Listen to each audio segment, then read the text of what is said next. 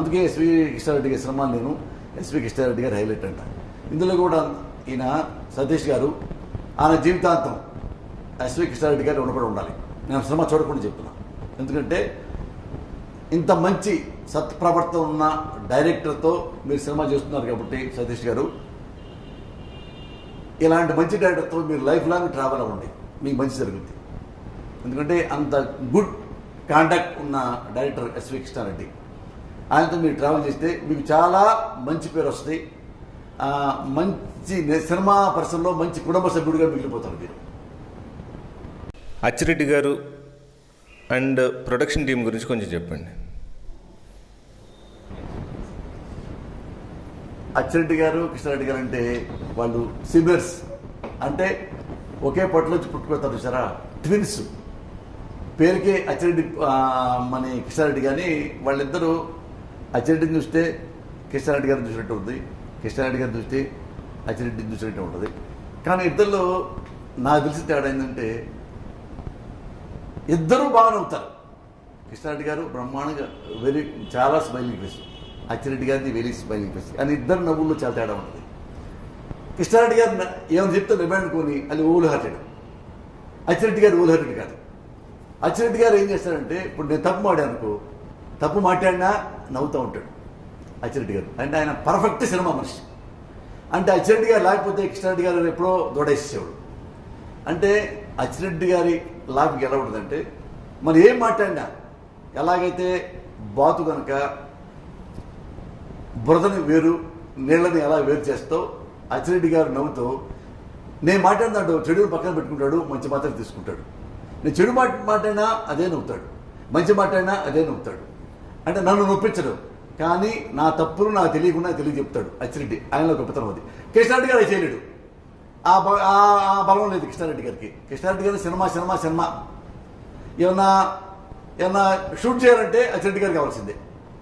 ఒక cinema material చేయాలంటే, దాని సినిమా వెనక నుండి కాపాడాలంటే, దానికి వెనక ఓజోన్ పొర ఎలా అవసరమో మన ప్రపంచానికి, ఆయన కృష్ణారెడ్డి గారు కూడా ఓజోన్ పొర ఎవరంటే అచ్చిరెడ్డి గారే.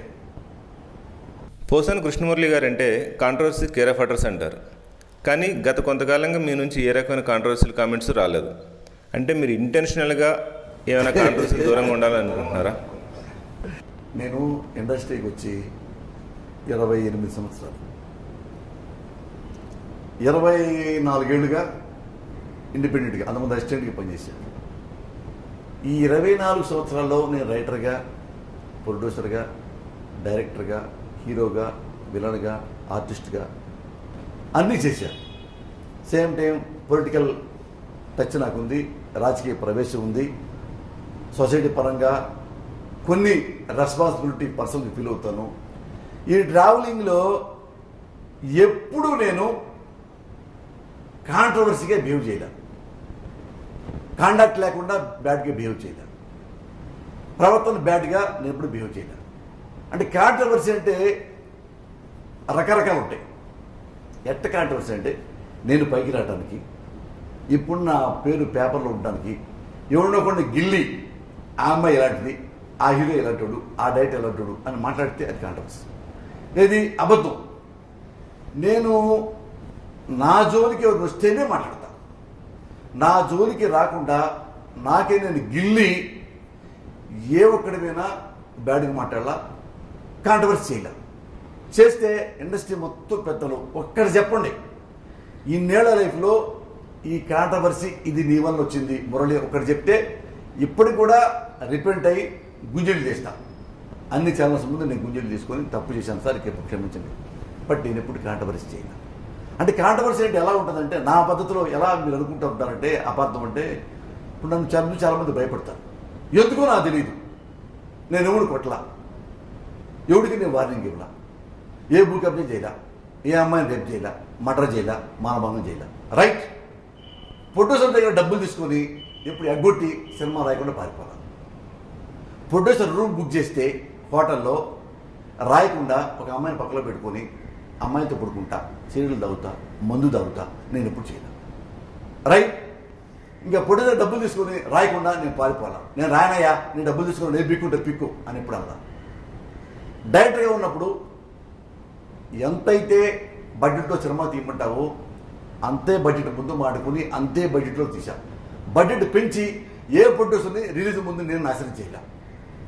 ఆర్టిస్ట్గా ఏ టైంకి అయితే సెట్టు పిలుస్తాడో ఆ టైంకి వచ్చాను. దగ్గర 100 సినిమాల దగ్గర చేశా. ఏ ఒక్క సినిమాలో కూడా షూటింగ్ టైంలో ఒక్క రోజు కూడా నేను లేటుకు రాలా. యాజ్ ఎ రైటర్ ఎప్పుడు లేటుకు రాలా, యాజ్ ఎ డైరెక్టర్ ఎప్పుడు లేటుకు రాలా, యాజ్ ఎ హీరో ఎప్పుడు లేటుకు రాలా, as a comedian, as a character artist ఒక్కరోజు నా లైఫ్లో లేటుకు వచ్చిందే లేదు. పొద్దున్నే 6ంటికి రమ్మంటారా 5:30 సెట్లో కూర్చుంటా. తెల్లగడ 6ంటి షూటింగ్ మొదలయ్యా 5ంటికి వెళ్ళిపోతా. ఈవినింగ్ 6 దాకా పనిచేస్తా. అది కాల్ షీట్. 6 తర్వాత చేయను.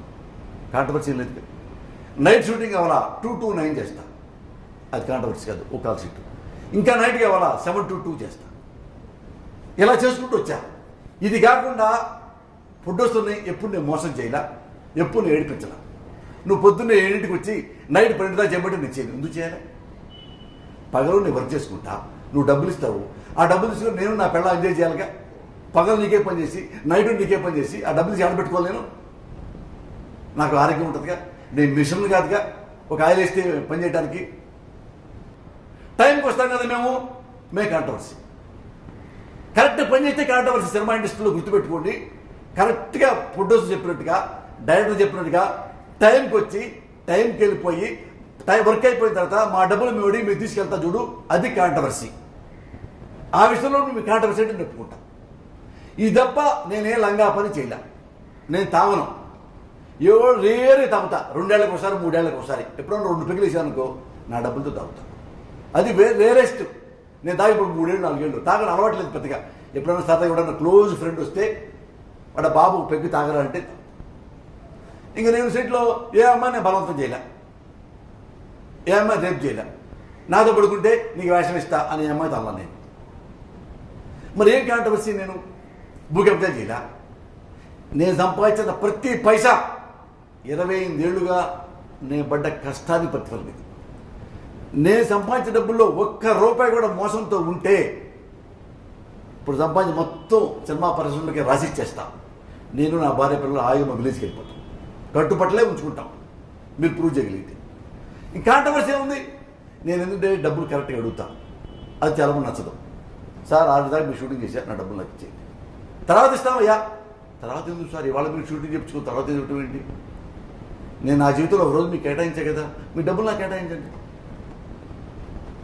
రాస్తాను, ఫుల్ స్క్రిప్ట్ ఇస్తాను. చాలామంది ఏమన్నారంటే ఇచ్చావయ్యా తర్వాత తీసుకో. ఎందుకు సార్? కథ అయిపోయింది, మాటలు అయిపోయింది, ఫైల్ మీకు ఇచ్చాను, డైరెక్ట్గా రీడింగ్ ఇచ్చాను, నా డబ్బులే. ఫస్ట్ కాపీ నాకే సంబంధం. మీ ఫస్ట్ కాపీకి రిలీజ్ తర్వాత ఇస్తా. రిలీజ్ తర్వాత నేను కాగలరా? ఇదే నేను అన్నది.